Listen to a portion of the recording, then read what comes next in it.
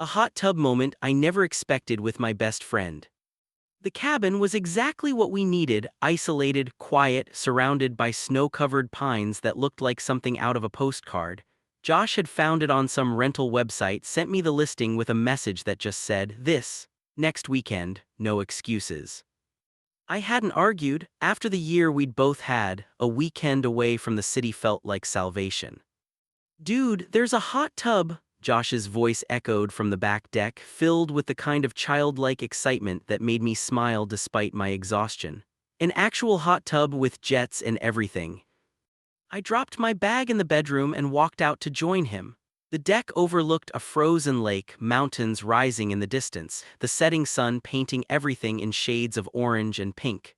And there, steaming in the cold February air, was indeed a hot tub. "That's going in the water tonight," Josh declared. "I don't care how cold it is outside. It's like 15 degrees.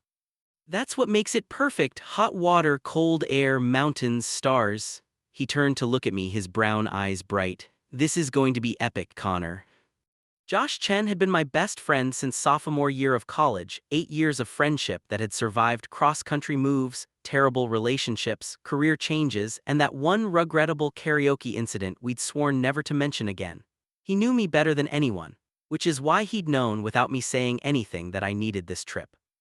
"You want to grab the groceries from the car?" I asked. "I'll get the heat going inside." "Only if you promise we're getting in that hot tub later." "Fine, but if I freeze to death, you're explaining it to my mom."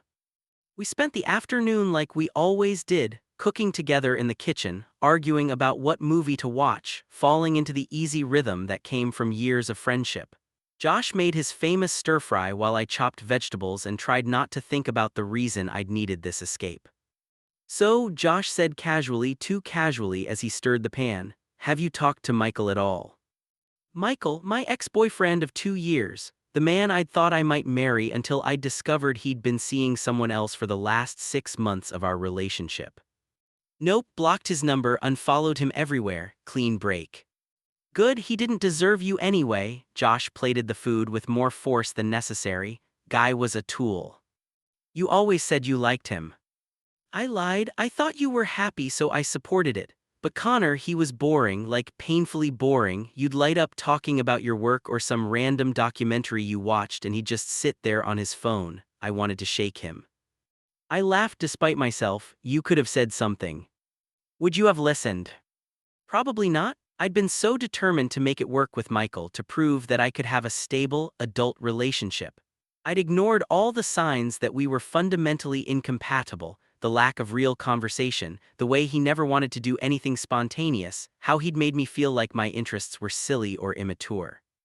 "Well, it's over now," I said, taking my plate to the table. "I'm officially single and trying to figure out what I want from life." "You and me both, man." Josh joined me, raising his beer bottle. "To being disasters together." "To being disasters," I echoed, clinking my bottle against his.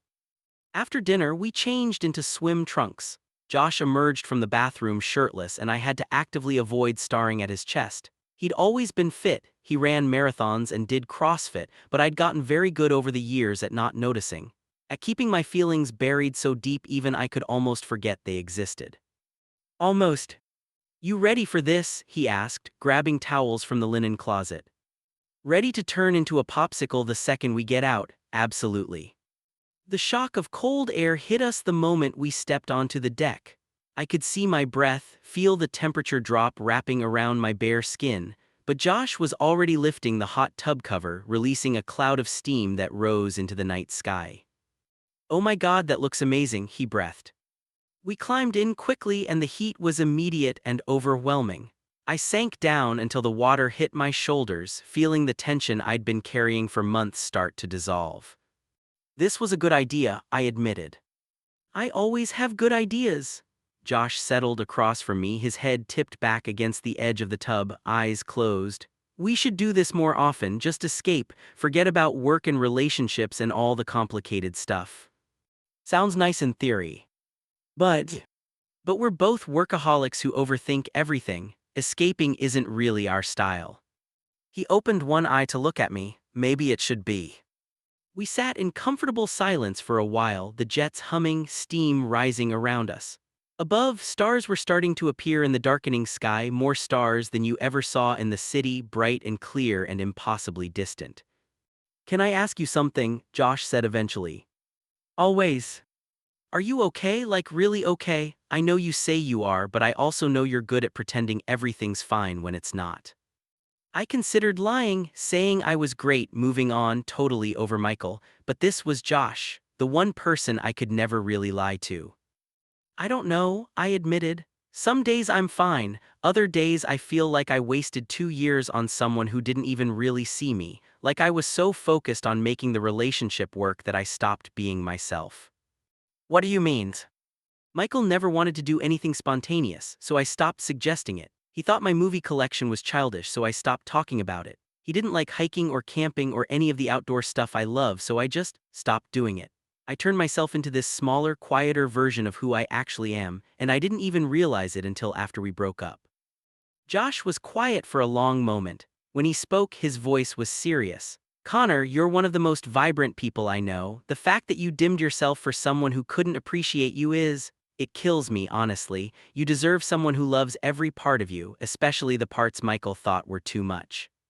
The sincerity in his voice made my chest tight. "Thanks, Josh. I mean it, you deserve someone who gets excited when you start nerding out about documentaries, who wants to go on spontaneous road trips at 2 a.m., who sees how brilliant and funny and kind you are and feels lucky every single day." He paused. "Someone who actually deserves you." There was something in the way he said it, an intensity that made me look at him more closely. He was watching me with an expression I couldn't quite read, his jaw tight, his hands gripping the edge of the tub. "Josh, I have to tell you something," he said abruptly.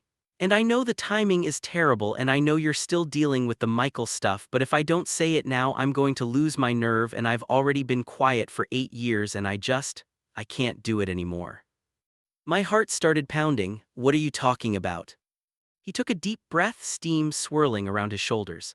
"I'm in love with you, Connor. I've been in love with you since junior year of college. Since that night we stayed up until 4 a.m. talking about everything and nothing, and I realized I'd rather spend time with you than anyone else in the world. And I know you don't feel the same way, I know you're straight, but—" "Josh, I'm not straight." He stopped mid-sentence. "What?" "I'm not straight, I'm bi, I thought you knew that." "How would I know that? You've only ever dated women around me." "Because you're straight, or at least I thought you were. You dated Sarah for like 3 years.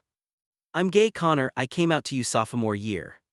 We stared at each other across the hot tub, both of us breathing hard, steam rising between us like fog. "Wait," I said slowly, "you came out to me sophomore year." "Yes, at that party at Mike's place, I told you I'd figured out I was gay and you said," he paused, thinking back, "you said, 'Cool, man, thanks for trusting me.' And then we went back to playing beer pong." I searched my memory trying to recall that night. I was so drunk that night, Josh, like blackout drunk, I don't remember anything after we showed up. "You seem totally sober." "I'm very good at hiding it when I'm drunk." I ran my hands through my wet hair. "So you've thought I knew you were gay this whole time?" "Yes, and you've thought I was straight this whole time?" "Yes." I started laughing because the absurdity of it was too much. We're idiots, we're complete idiots. Josh started laughing too, and suddenly we were both cracking up, the tension breaking like a dam.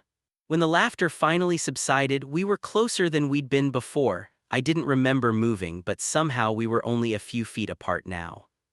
"So," Josh said carefully, "you're bi." "I am." "And you didn't know I was gay?" "I did not." "And I just told you I've been in love with you for 8 years." "You did." My heart was racing now for an entirely different reason. "Josh, why didn't you ever say anything, even after you thought I knew?" "Because you were dating people. First Emma, then that girl from your work, then Michael. You seemed happy, or at least I thought you were, and I wasn't going to be the guy who confessed his feelings while you were in a relationship." He looked down at the water. "I kept telling myself that if you were interested you'd say something, make a move, but you never did, so I figured you just saw me as a friend." "I didn't think I was an option," I said quietly. "Josh, you're brilliant and funny and gorgeous, and I'm just—" "Don't." He moved closer, his hand finding mine under the water. "Don't put yourself down, Connor, you're amazing, you're kind and passionate, and you make me laugh harder than anyone I've ever met. You're my favorite person in the world. You've been my favorite person since the day we met. Even when I'm being dramatic. Especially when you're being dramatic, he smiled, but it was tentative, nervous. So where does this leave us? I looked at him, really looked at him. Josh, my best friend. The person I called first with good news, the one who knew my coffee order and my worst fears and exactly what to say when I was spiraling. The man I'd been pushing my feelings down for because I thought they were impossible. I don't know, I admitted. I just got out of a relationship, I'm a mess. This probably isn't the right time to start something new. His face fell slightly. Right, of course, I understand. But, I continued, squeezing his hand, I also don't want to waste another 8 years because the timing isn't perfect. Josh, I have feelings for you too, I have for a long time. I just convinced myself it was impossible, that you'd never be interested, so I buried them and dated other people and tried to move on. How's that working out for you? Terribly, turns out everyone else is boring compared to you. He laughed and then his free hand came up to cup my cheek. Can I kiss you, or is that moving too fast? Josh, we've wasted 8 years, I think we've moved slow enough. He kissed me then and it was nothing like I'd imagined during all those years of secret longing. It was better, warm and sweet and perfect, his lips soft against mine, his hand gentle on my face. The hot tub jets hummed around us, steam rising into the cold night air, and I felt something click into place. Something that had been missing with Michael, with everyone else I'd tried to make work. This was what it was supposed to feel like. When we pulled apart, Josh was grinning. I've wanted to do that for 8 years. Worth the wait. Absolutely, he pulled me closer, wrapping his arms around me. So what now?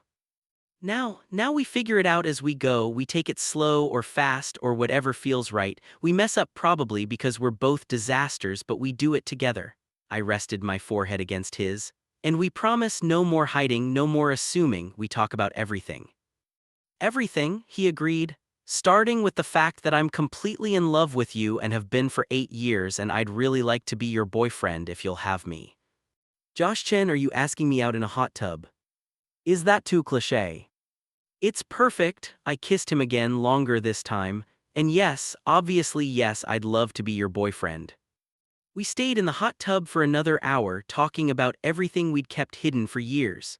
The times Josh had been jealous of my girlfriends, the way I'd felt when he dated Sarah, trying to be supportive while dying inside.